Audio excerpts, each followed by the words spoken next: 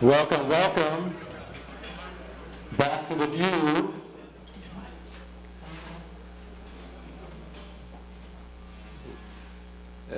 We're continuing with a athletics theme. We had the Reds. We want to thank Owen Rassman for putting that together. Thanks, Owen. Appreciate Coach Satterfield being here today with a leader in our community and leading our University of Cincinnati Bearcats football. And as a reminder, we'll have Mo Egger next week at the Transept. Make sure you sign up by 5 o'clock on Friday, so we have a theme of athletics. Then we'll be back here for Larry Culp, the CEO of GE Aerospace. Please, let's pack this room. I know it's going to be very well attended. Get your registration in early because it's going to be a full house. Without further ado, I'm going to hand it over to Steve King and Kay Atkins to kick off the national anthem.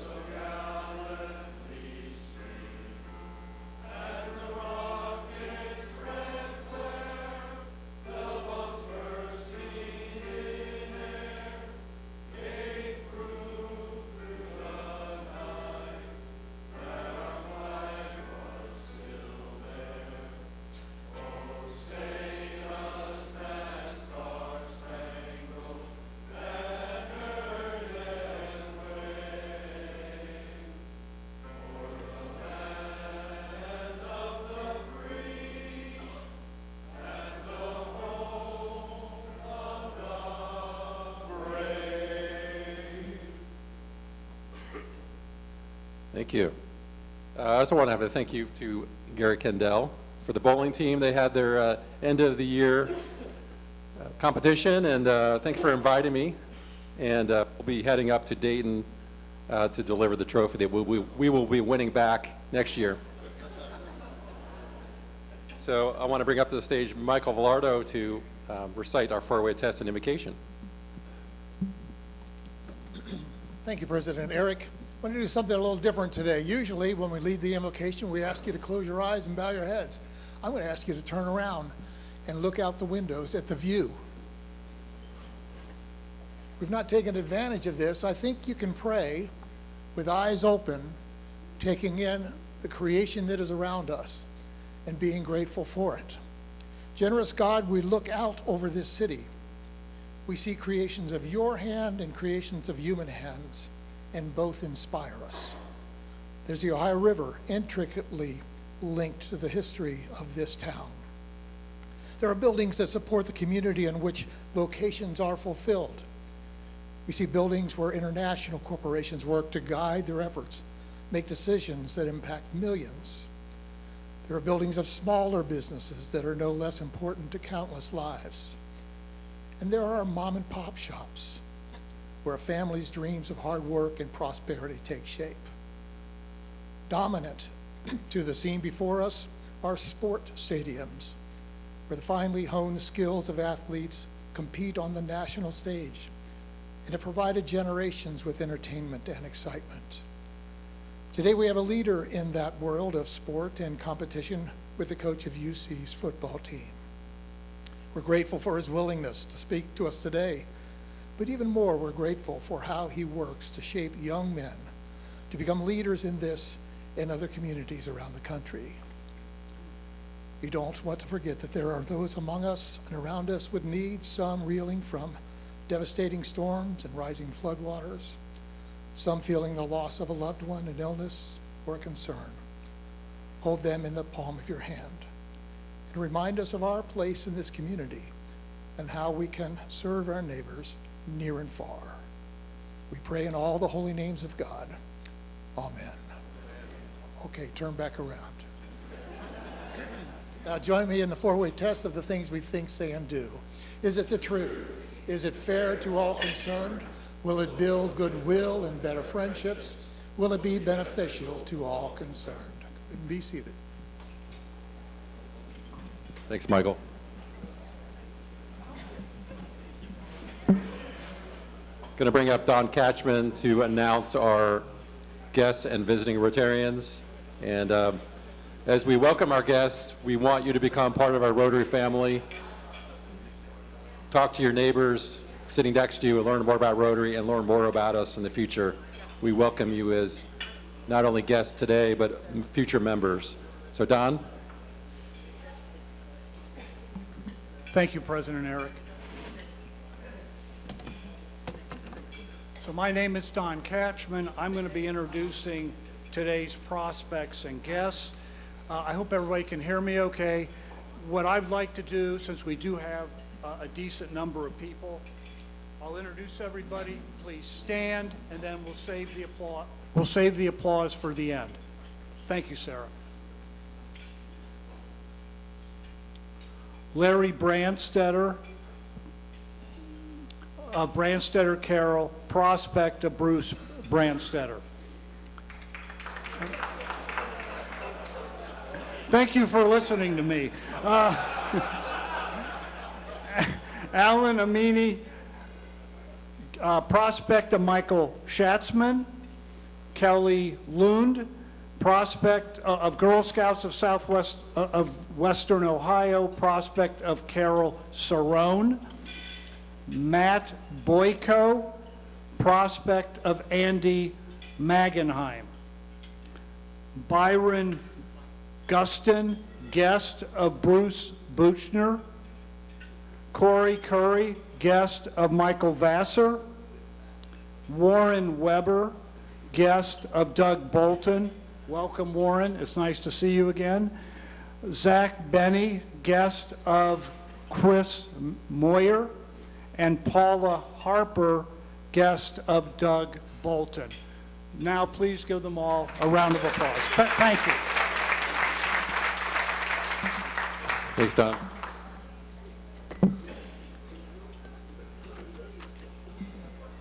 So as you walked in, you probably saw a flyer for our Off to the Races Rotary Derby celebration. If you haven't picked it up, there's one at the desk. And we want to bring up Gina Washington to talk about our Rotary Club fundraiser, May 3rd, 2 p.m. to 5. It's going to be great. Let's pack the house and let's hear from Gina how this is going to be a great success for our club. Gina?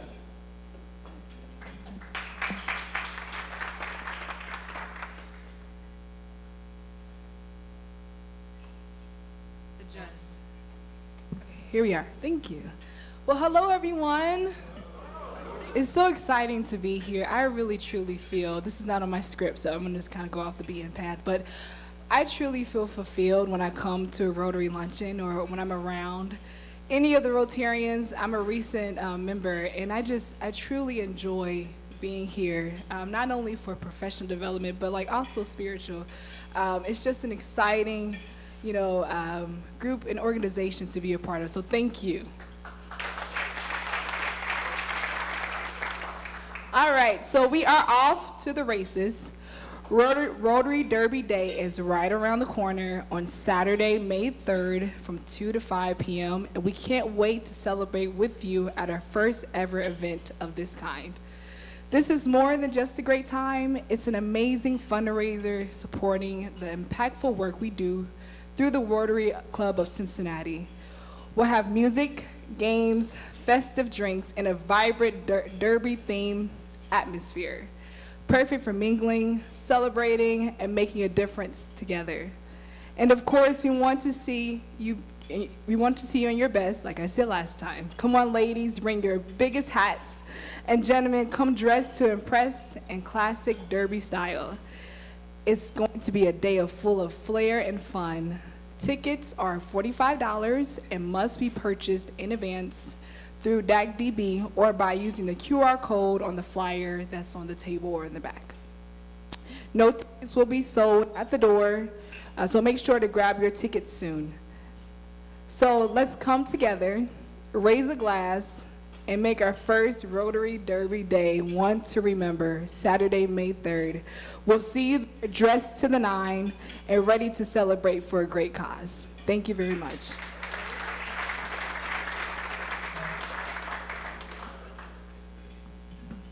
And the sign up is up and running on DACTV, so sign up now. So we want to thank Bob and Mary Brandsetter for sponsoring today's meeting. Thank you for supporting the club and also being really leaders in our club. I know Bob's already doing the camera, and Mary's, thanks for all the work you do. Say big shout out to Bob and Mary Brandsetter. Thank you. We have 2 committee meetings today. We have Membership Review Committee, where we're bringing in 3 new members, Environmental Sustainability Committee, and the Bridal Suite. We have a number of birthdays, and we have a few in attendance. We have Zach Golson, Jan McEachin, Pat Neal Miller, Tommy Ruthman, Valerie Allendorf, Josh Vogel, Brian Bowling, Carmen Joyner. I believe Jack and Josh are here. If you could please stand. And we have Patsy here as well. Let's celebrate you. Let's sing you happy birthday real quick. I'll just on 3 announce happy birthday. 1, 2, 3. Happy birthday.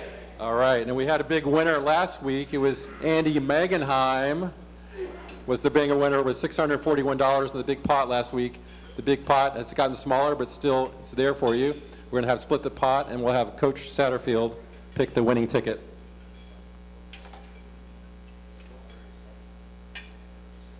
Ready to pick the winner? All right.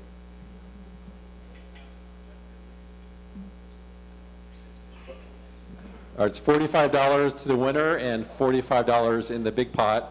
The winning ticket is 384094. 384094.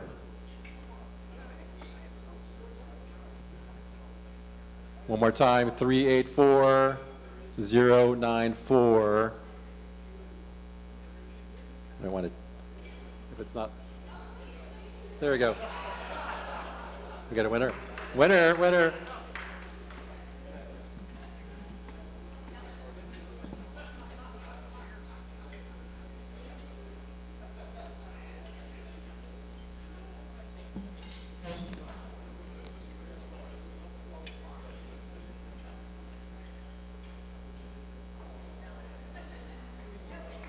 And the pot continues. In family of Rotary, it is with deep sadness that we share the passing of past President Dean R. Gaudin. He was past president of 1975 through 1976, who passed away this week. Dean joined the Rotary Club of Cincinnati on November 15th, 1965. An obituary and additional details will be shared as they become available. Please keep Dean's family and loved ones in your thoughts during this time. Please also keep Rotarian Tony Autry and her family in your thoughts and prayers as her sister's family is facing health issues. Congratulations are to we should have for Rotarian Michael Schatzman. He now qualifies for membership in the Rotary International Membership Society. For new member sponsors at the silver level, he receives his distinguishment for sponsoring 25 or more new members. 32 now. Thanks, Michael, for all you do. As the head of the G5 committee, we appreciate all you do. And he's, by the way, this is the tagline, you are the only person to qualify in our district. So, thank you, Michael. So we have some upcoming dates on our next professional development series event entitled Everything You Wanted to Know About Book Publishing with Dr. Randy Overbeck. Educator, author, speaker, podcaster will be held at 11 a.m. before next Thursday meeting at the Transept. As a member of the Mystery Writers of America, Dr. Overbeck is an active member of the literary community, contributing to a writer's critique group, serving as a mentor to emerging writers and participating in writing conferences. If you've ever wondered what really goes on in the world of publishing, the presentation will answer your questions and maybe even inspire you to write your own book, RSVP in DACDB. So you can go to the Professional Development Series and hear from Mo Egger on the same day. Our next Rotary Connect event is on Thursday, April 10th. Next Thursday, we will be going to a private distillery tour with a distiller and including 4 tastings of their fan favorites. The total cost for the tour is $21.56 per person and begins promptly at 6 p.m. The tour tasting event is capped at 20 people. My wife and I have signed up, so there's still a few slots there, but we'll be first come, first served.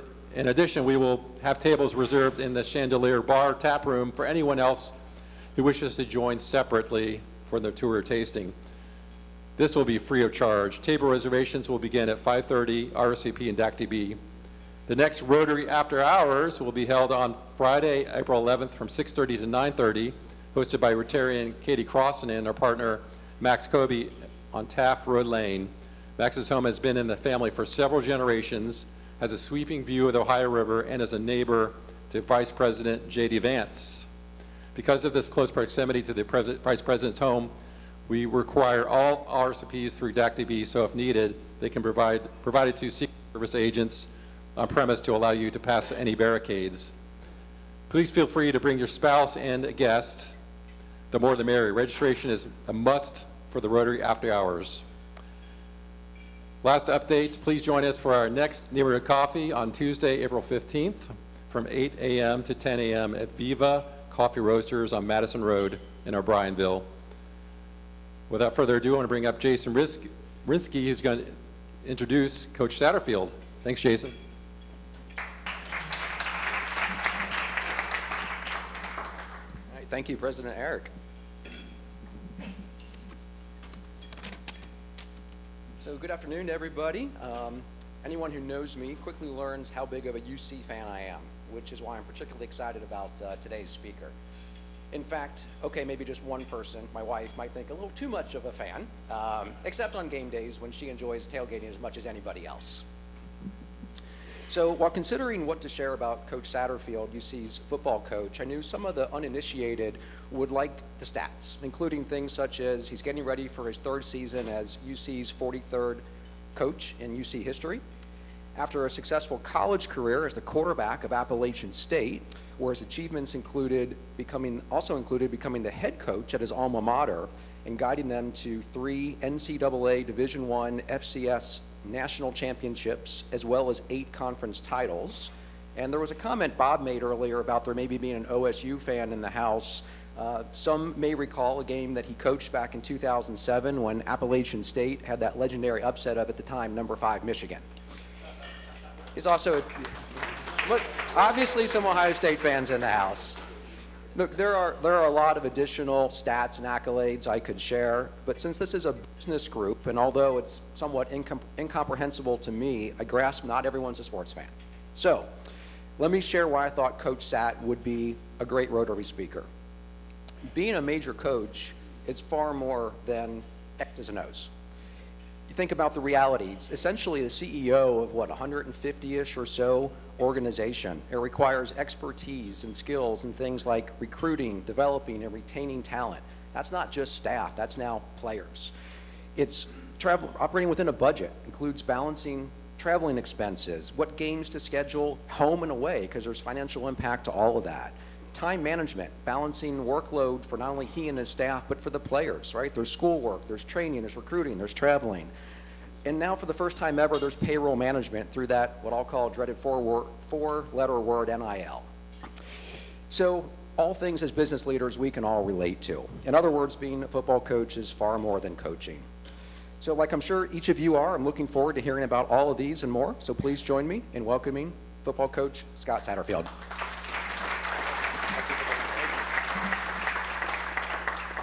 Appreciate that. Who's not a sports fan? I think everybody's a sports fan a little bit, right? Yeah, appreciate that. First of all, as I begin speaking here, I obviously did not grow up in Ohio. The way I talk, you'll hear a little bit of a twang from North Carolina, right there in the Raleigh-Durham area, probably 5 minutes from Duke University. Chapel Hill's right there as well. So going back, one of the things, I'm going to talk a little bit about building a program, because that's kind of where we are when you think about college athletics, and much like building a business, and particularly more than ever. And, back when I first became a head coach in 2013 at Appalachian State, back then you could recruit high school players. You could bring them in, you redshirt them, meaning they don't play their first year, they develop, and then you have 4 more years. And you got those guys, and you can build that program out. And if you do a good job in recruiting year after year after year, then you can maintain that program. And that's what we were able to do at App State. Now, with the portal, we're rebuilding our team, I feel like every 6 months. And so it's extremely challenging. That's the most challenging thing that we have to do, but we still want to develop our talent, develop our players. You think about a correlation in business of, every 6 months to a year, you're having to, retrain a whole new group of people. You lose a lot of money that way. And so for us, it's still about recruiting the right people and then retaining those people and developing those people. So it's still the same thing for us, even though we're in this era of NIL and basically free agency. Is what we're dealing with. And how I know our program and our culture is healthy is because of the people and our players that continue to come back every 6 months or after a year. Guys like Dante Corleone, who played at Rain here in Cincinnati, Joe Royer, who played at Elder, he had probably a 3rd round grade to get drafted to the NFL. After this last season, he was a first team all Big 12 tight end.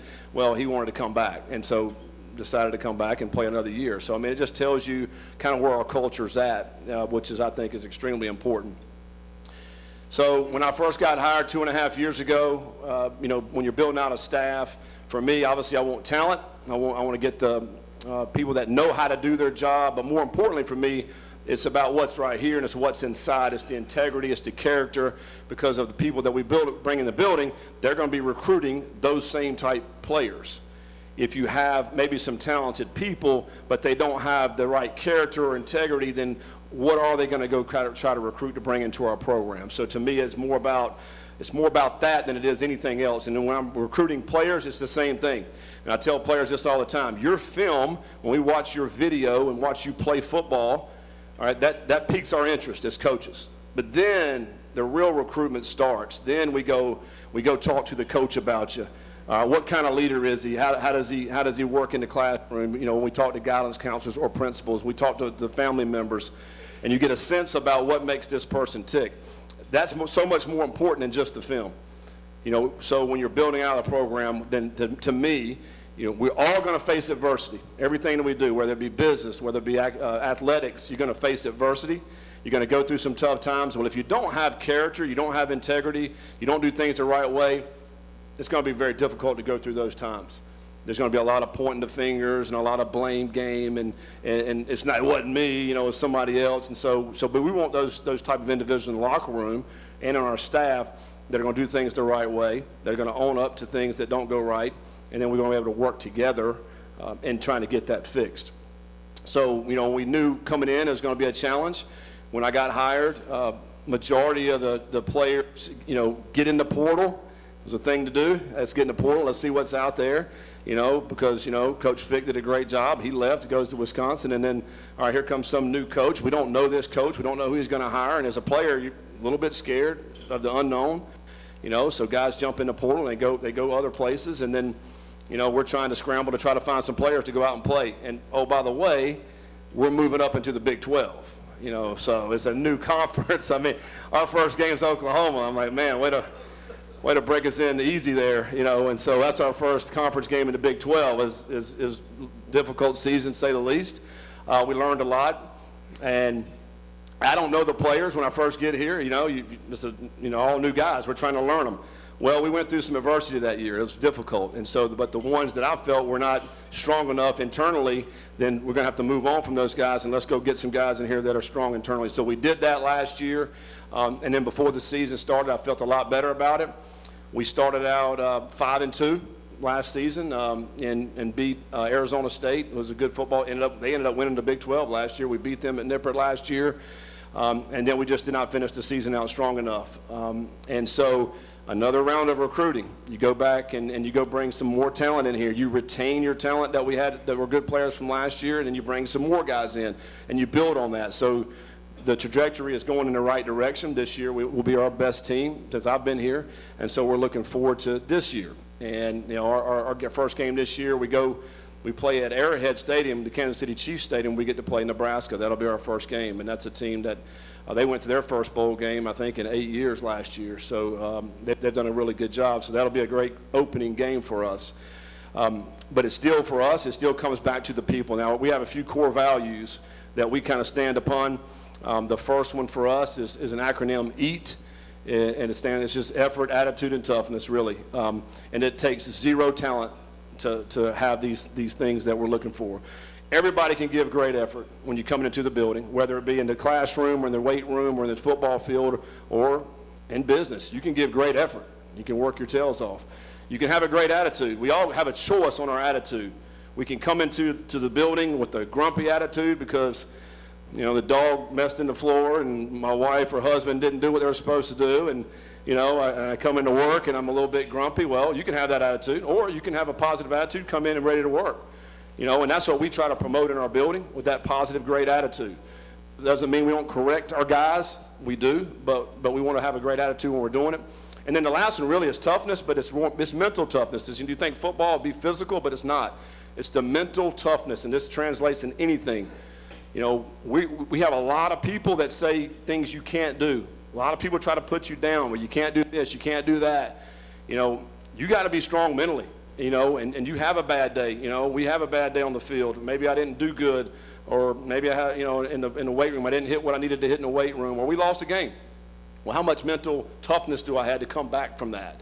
Maybe I'm battling for a spot to be a starter. Well, I get beat out. Well, are you just going to quit? You're going to shut it down? Or are you going to have that mental toughness to keep fighting to try to get that job back? So we talk about those things. That's the EAT mentality, and that's kind of the forefront of our core values. The next one is trust and respect. I don't think you can have any success in anything you're doing if you don't trust the people you're working with and you don't respect them. And so we want to have that within our culture, our locker room. And that goes in all directions, coach to coach, coach to player, player to coach, player to player. They better be able to trust each other to do their job. You think about young people. Like, we have to trust these guys, man. They're 18, 19 years old. Hey, make sure you go home and go to bed tonight. We've got a big day tomorrow. We got to trust them to do that. Stay away from some of the stuff that's out there. They're young. I know they're going to make some mistakes, but we have to trust them to do that. They have to trust us as coaches that we're going to do our job as well, that we're going to put them in the best position to make plays. So that trust and that respect goes in all different directions. And the third thing is project positive energy. We're always trying to be positive in that. Even if I'm going to, fix what you're doing wrong, I'm going to get on you a little bit, but we're going to try to be positive. We're always going to point out the positives, because I think that's a great motivation for everybody. Nobody really likes to get pointed out the things they don't do well, right? But everybody likes to get, hey, great job doing whatever.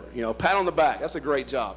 So we want to build them up before we kind of jab them a little bit, right? So we want to have that positive energy that we're going to project. And then the fourth thing for us is the other 10. In football, you play with 11 people on the field. There's 11 people all at one time. Well, I'm one. I need to be playing for the other 10. This speaks of teamwork. In the sport of football, you cannot do anything by yourself. You have to have your other guys working with you in anything you do if you want to have success. So we're always promoting team and playing for each other. And the last thing, you don't ever want to forget this, is have fun. When you first started playing sports at a little 7-year-old, a little age, you loved it. It was fun. We don't ever want to lose that, particularly now when it's basically all business. I mean, it is all about the business. How much money can I make? I want to play in the NFL, all these different things. And it's very pressure-oriented, all right? We're pressure everywhere we go. But if we ever lose the fact that we want to have fun, then I think we've lost it.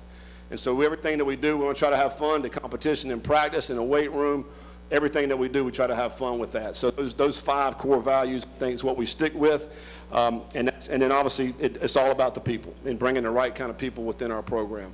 And I feel like, we're doing that, we're going to be very successful in what we're doing in this ever-changing landscape of NIL and transfer portal. You think about it, I've got here 2.5 years ago. We only have 12 players remaining from 2.5 years ago on a team of 120. It's a lot of turnover. It's a lot of, I mean, I have to learn the names. I mean, there's a lot of names that we have to deal with. And you think about recruiting, whether you guys are recruiting in business world, but for us, we're recruiting a lot of people every single year. So right now, we're recruiting our own players every day. We have to recruit them every day because every 6 months, they can jump in that portal and go to another college. So you have to recruit those guys, but you also have to recruit high school players because we got to bring those guys in.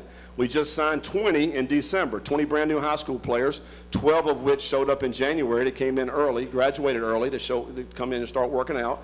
You also have to do the transfer portal. We brought in 14 transfers in January. All right, that's a lot of new players. And now we're recruiting now for the next year. Like, it doesn't stop. Like, last night I had a Zoom call on a tight end out of West Virginia that we're trying to get in here. I mean, but that's every day we're doing those things. So we're as busy now as we ever have been as college coaches, particularly think about football and basketball because of the portal, and it doesn't stop. But we always have to bring in the right kind of people. So for me, it's about hiring the right people. We have 8 people in our recruiting department that help recruit. We also have about 20 coaches that help recruit. You have the head coach. We have 5 full-time strength coaches, 2 full-time nutritionists, an academic coordinator, and 2 full-time trainers. So there's a lot of people that we're dealing with that all help recruit these young people to bring them in and trying to get the right ones into our organization. So, all that is happening. Also, what's a big part of recruiting? It is, for us, it's our facilities. Well, we're building a brand new facility on UC's campus, and it's a $134 million brand new indoor. We're going to have brand new offices for us and our athletes, our weight room, cafeteria, that'll be for all athletes, and all our new meeting space. In the Big 12, everybody's already had this building. We're just now getting it. It'll be online in June. We'll be able to go in there. So we've been recruiting the last 2 years in the Big 12 without this facility. We hadn't had an indoor, which everybody that we're competing against has all these things. So we've been behind a little bit as far as that goes. So we're trying to get caught up a little bit. This is really, really nice. If you get an opportunity, a chance, if you're on campus, to come by and check this building out, it is extremely nice and well worth the money we have to compete in recruiting. And so we just finished up practice number 8 yesterday. We're in spring practice right now. We have 7 more practices to go before this semester will be over. The guys will get a little bit of a break from working out, and then we bring them back in the summer, and then it's on again and getting ready to get ready for Nebraska as we finish this up. But I appreciate you guys. I'd like to open up for questions because I know there's maybe some questions about college athletics, in particular football. We got a microphone? Yep. Do you think there'll come a point where college players are required to sign a contract so you'll get them for a particular period of time? I do, and that's getting ready to happen. So there's a House case that's getting voted on, I think April 7th, that's coming up. The judge is trying to make it where everything will come in-house. Right now, the way we pay our players is through NIL, through a collective, a kind of an outside source. It's basically a way to launder money to our players, kind of the way it works. But now it's going to be going in-house, and so you're going to do it through your athletic department. And you're going to have a contract. If you're the quarterback, hey, we got a contract laid out. Here's where you have. Maybe it's a 2-year, maybe it's a 3-year contract. And if you leave, there's going to be a buyout. So you're going to keep them, hopefully, keep the guys in town. Now they're going to have to sign that.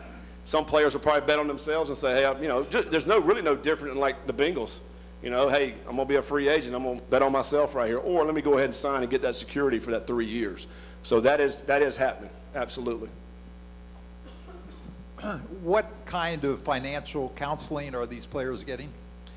Yeah, that's a great question. When we started our collective 2.5 years ago, that was going to be a big aspect of it. And so what we have provided for our guys that were getting NIL, the ones that were getting, as a threshold, but they were getting, so they had free financial help. So we had accountants come in, financial advisors come in, and mentor and monitor exactly what's happening with these guys. These guys have never had to pay taxes, so we had to set aside, hey, listen, this is how you have to do it, and they've done an outstanding job. To me, I think we've done as good a job as anybody in the country with that aspect of it. Not just saying, all right, here's some money, go do what you want to do with it. No, here's how you need to manage your money, particularly the ones that are making, some of the big money.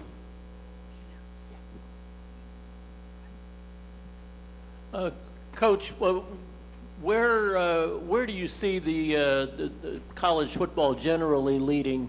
I know UC worked very hard to get into the Big 12, and congratulations for that. All the smaller teams around the country that aren't in these big divisions, will they just lose their football programs? What's your opinion? Yeah, I mean, it's an ever-changing landscape within college football. You're right. Right now, we have 4 power conferences. There used to be 5, now there's 4. And then you have another level, which they call a group of 5, but it's a level down from those power schools, basically meaning they don't have as much money as the power schools is really what that means. And then you have D2 that plays great football, Division III plays great football, and particularly in the state of Ohio, some outstanding Division III schools.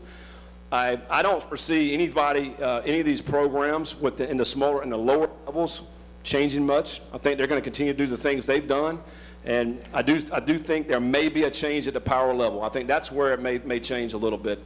There's talk about the power level breaking away from NCAA and having their own entity, so to speak. And just because of there's a huge difference in schools.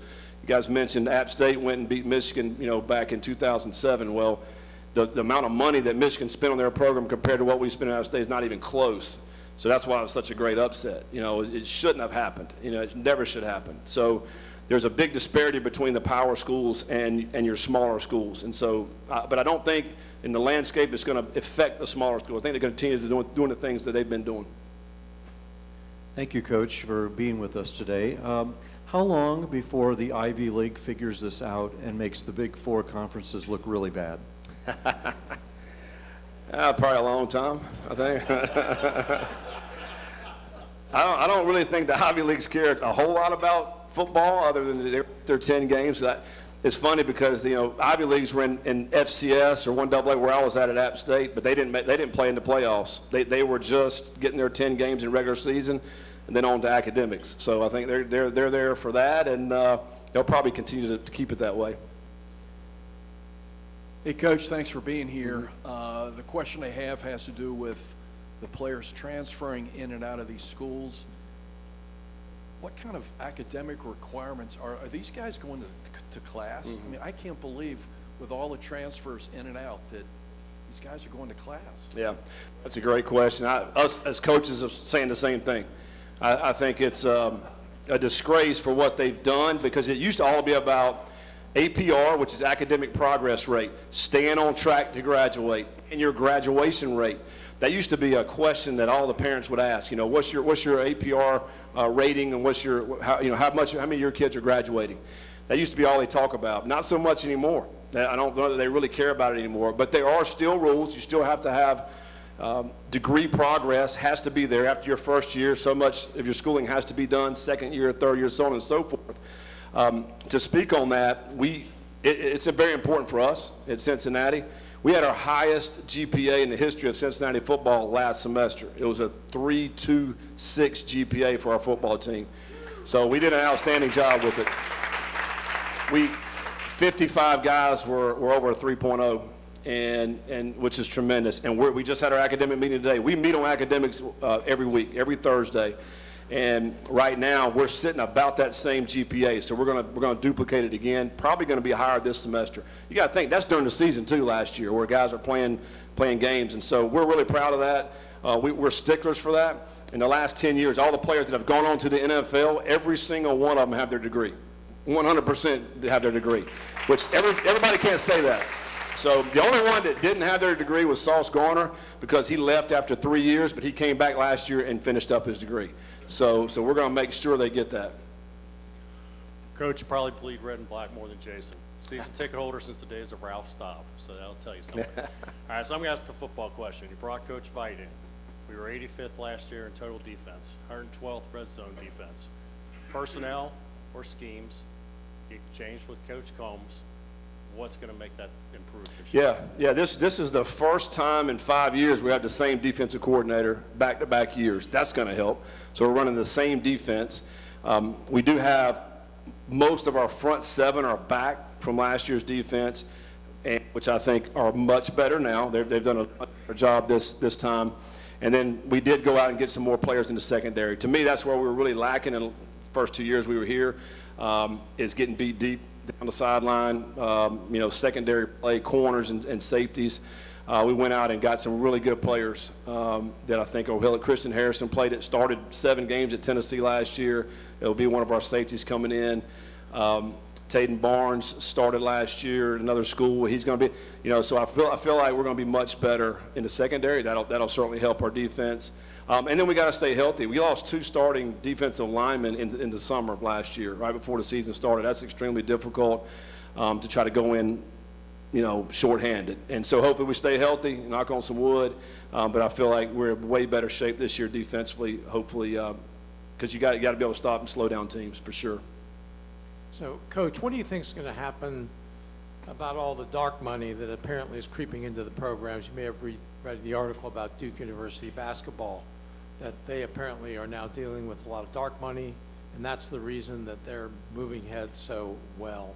And other schools are going to be faced with that. What do you think is going to happen eventually? When you say dark money, like under the table type money? Yes. Yeah. Yeah, I mean, unfortunately, that's probably going to continue to be out there. I think it's been in the case in the Southeastern Conference for a long time. I mean, I don't see that stopping. Quite frankly, when they passed the House case, so basically what the House case is going to do is put limits on what you can pay guys. There's going to be a limit of an athletic department of how much you can pay your athletes. Well, at schools that are used to paying more than that limit, what are they going to do? Like, one of them is right up the road here in Columbus. Like, they just bought a national championship last year, and we don't know. There's speculation of what they spent, $30 million, $35 million. I don't know. Just for football. Well, this House case this first year is going to be $20.5 million for your whole athletic department. So, what are they going to do with that extra 10, 12, 14 million? Like, to your point, like, they still got to have these players, don't they? So I don't know if that's ever going to stop, and some programs are going to do whatever it takes to be successful. Coach. Do all? Not all. No. To answer your question, no. Most do. Most get at least a little something. I think more times than not, if you are playing, you're going to be making some money. If you're not, if you're kind of down the line guy, then you may not make any. But most are making at least something. And but I do think it's more of, hey, I've produced, I've played, I've done some good things. Let me get a little bit of financial help. Yep. Coach, I played football for 10 years, and I was a football official for 12 years. And I wonder if there's any particular way that you can complain about consistently bad officials. Golly, I wish I could. It's so bad. It's so bad. Like, it really is. And, I guess I could, but that'd be a $10,000 fine waiting on Sunday if anybody wants to chip in. We'll get after them hard. I mean, we go back in. What they allow us to do officiating, and you guys, if you watch sports, you see some bad calls out there, but basketball, football, whatever. So at the end of your game, on Sundays, we go back and we watch the film. Well, we can turn in, let's say, 6 or 7 plays that we thought was bad calls. We can turn that in, and they'll come back and say, yeah, it was a bad call. We should have done this. And that happens over and over and over and over. The last game, the TCU game, in our last regular season game, we had, there's a shot clock on there, or a game clock, where you have to snap the ball before a certain time or you get to delay a game. Well, they reset the clock about 25 seconds in. It literally cost us 40 seconds. We get the ball back, and we're driving down to go tie the game up. We ran out of time because of that 40 seconds. Well, Monday, I called the head of the officials and asked him, and he goes, yeah, you're not going to hear this, but we really screwed that up. We really screwed that up. Well, I'm thinking, okay, do you understand? You screwing up can cost people jobs. You got to get this right, man. And the fact, we're one game from going to a game. Well, that could have been the difference right there. So I realize they're humans. They're going to make some mistakes, but some of the ones they make, it's really, really, really bad. So we got to do a better job with that, for sure. Coach, with the changing landscape in NIL, transfer portals, trying to keep guys as a alumni, former athlete, and just avid fan, probably like said on par with Jason probably. what's your message to these guys, not being from Cincinnati, to try to get them to buy into the university, buy into the program, get them to commit for that long term, rather than, I'm here for a year, I got my money, I'm not playing, I'm out? Well, I think what we were able to do with, like, Corey Connor, Joe Royer is coming back, Dante Corleone's coming back. What you guys also don't realize is that there's a lot of people just at the end of the season calling Dante, like other programs, calling him, trying to get him to transfer. Joe Royer trying to get him to transfer, and many others on our team. And for them to be able to come back and stay, I mean, it says a lot about our culture and how we treat them, I think, because we do treat them with trust and respect. We do have fun with them, and they enjoy that. I tell you what's awesome, too, for us in our program is these guys that have been in other places come here, and they man, God, this is awesome. This is awesome. It wasn't like this where I was at before. That word spreads in the locker room. And so if a guy signed with us out of high school and they hear enough of that from guys that have been other places, then they want to stay. Sometimes people want to think, well, the grass is greener somewhere else, and it's not. It's kind of like a Joe Rory that goes, and Corey Connor signed with LSU, and Joe went to Ohio State, and some other guys in the city went other places. Luke Kanger went to Louisville. They all came back to the city, and they love it. And I think as many guys as we can do to speak high about our program within the locker room, they're going to want to stay. Well, first I've got to give props to Don, and I've got some, obviously, work to do on my fandom here. Quick two-parter. One, a lot of people see transfers going out. Maybe can you speak to how many of those are player decision versus how many are we inviting to leave? And then secondarily, for those that aren't maybe as knowledgeable about NIL, for those that just think it's a contribution, can you speak to how businesses, leaders, people can get involved to help sponsor kids to what the intent of NIL actually was? Exactly. Yeah, to your point, as far as guys leaving the program, sometimes, like we have not had a player leave since in the last 2 years at Cincinnati that left because they wanted to, just go somewhere else. They left most cases because they really were not playing, and or they were back, cancer in the locker room, and we were like, hey, you got to go, so. Those two right now, we did not have anybody leave just to go play at another place or a bigger school or whatever. That has not happened. So at the end of every season, we go down and we meet with them. If I coach the defensive line, I'm going to meet with all my D linemen. We're going to go through their goals, their plans, and decide if it's best to stay or leave. But most of the time, you're going to keep them. As far as the NIL goes, the reason they came out with this is to really, name, image, and likeness. If a guy, who had a big name in town, potentially a business, could partner up with that person and help them in advertising, help them get the word out, that's what it's supposed to be about, and we've seen some of that happen. Dante Corleone, there was a restaurant on the west side that had the Godfather burger last year, and he got $1 for every burger that they sold, and I think they did a really good job with that, and he ended up getting several $1,000s off last year's the Godfather burger, although I don't think it was very good, but they did sell quite a few. Because I think Dante picked it out. It had like one of these funky burgers, mushrooms, onion, all kind of stuff. But anyway, maybe some barbecue on it too. That doesn't mix to me, barbecue on a burger. But anyway, so that's really the intent of it.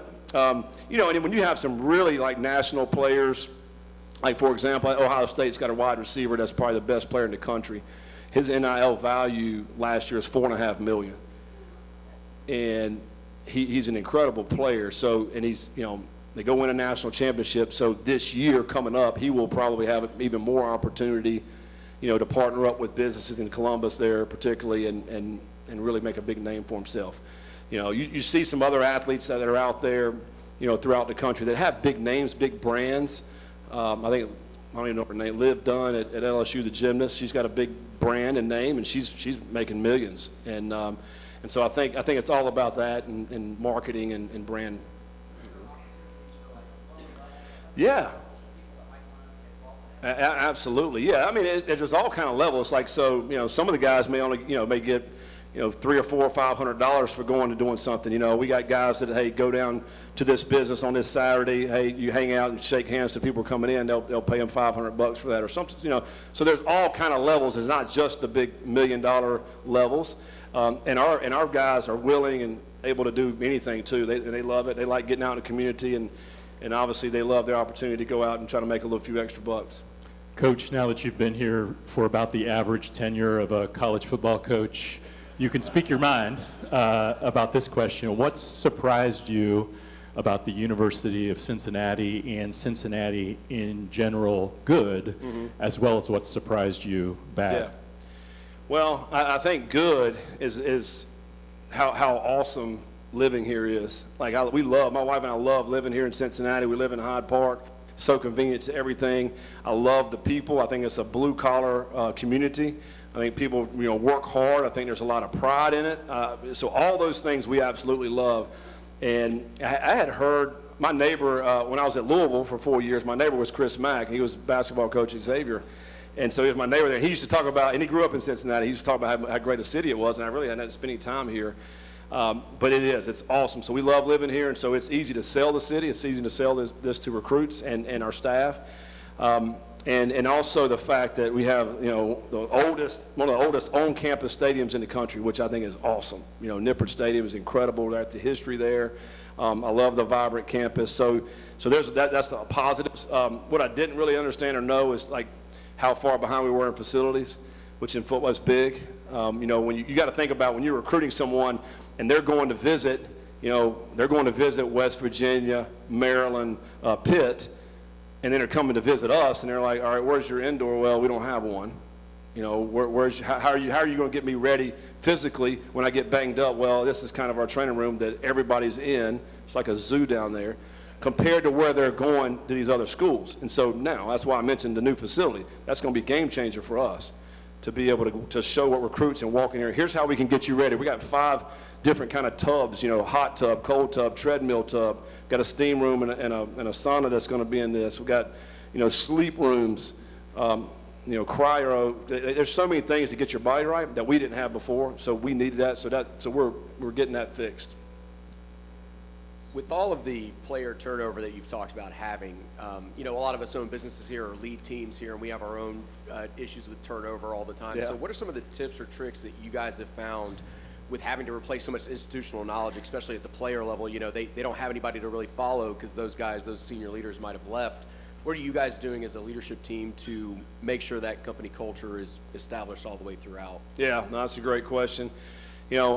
Hopefully you got a few people that are still left behind in the building, that can kind of can talk, because to me it needs to come from all levels. Like that's one thing that we use is that everybody that they go talk to that we're trying to recruit to come play for us, they're hearing the same message. I think if you go and it's a different message, then there's some red flags. You probably not, I don't know if I want to be a part of this. So to me, being unified in your organization and everybody being on the same page and everybody pulling in the same direction, because it's difficult if you got somebody or 2 people pulling in different directions. And so for us, that's what it's all about. And I also think for us, it's the way I lead, and I want our program to I want everybody to have and feel ownership.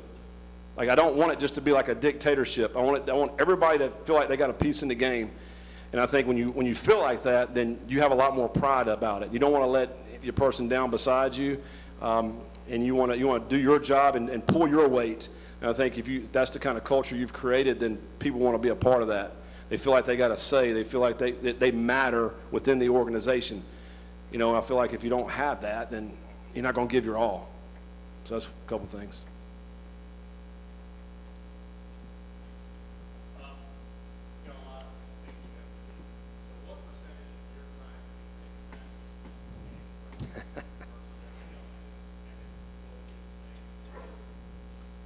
Yeah. They are. Yeah. Yeah, I mean, I love the game prep. I love the football side of it. I just love going on the field and practicing, because I feel like for me as a head coach, I feel like there's 75% of probably the time I spend is on other stuff, program stuff, and or recruiting, 25% on actual football, and, which I love. One of the things I loved as a position coach is having the relationship with my group.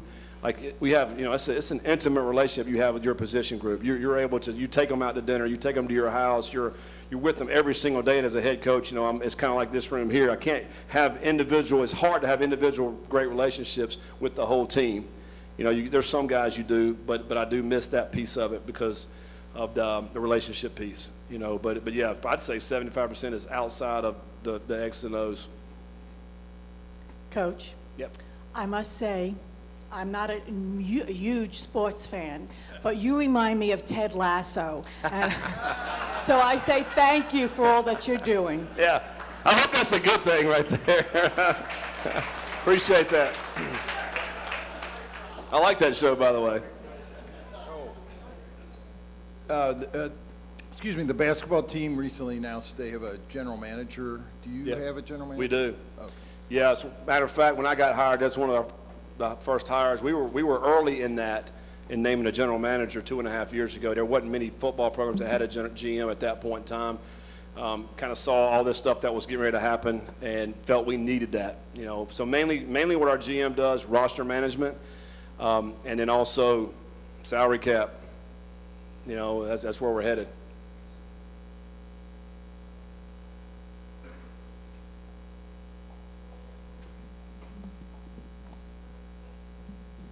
I lived in Raleigh for several years and learned about, as a Midwesterner, learned about East Carolina barbecue. So do you have to import it? I haven't found it here. Yeah, Eastern barbecue, East North Carolina barbecue is really good. Vinegar-based barbecue, outstanding. I do. Whenever I go back home, I have to go get some. I don't have it up here for sure. I miss the barbecue. All right. Well, I appreciate you guys. Thank you.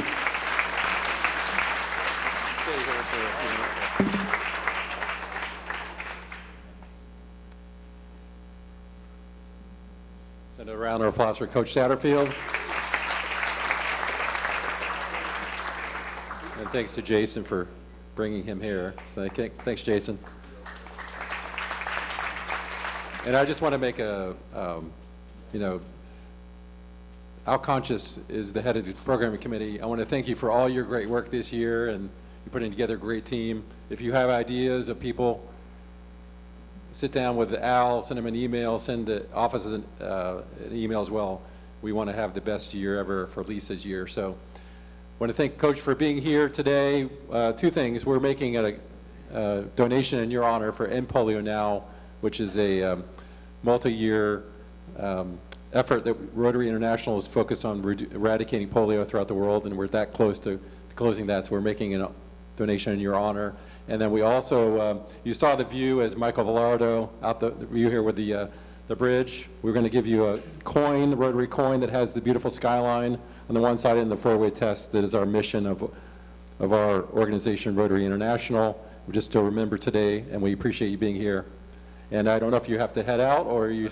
Okay, he's got to head out, but it, again, thanks for being here, and go UC Bearcats.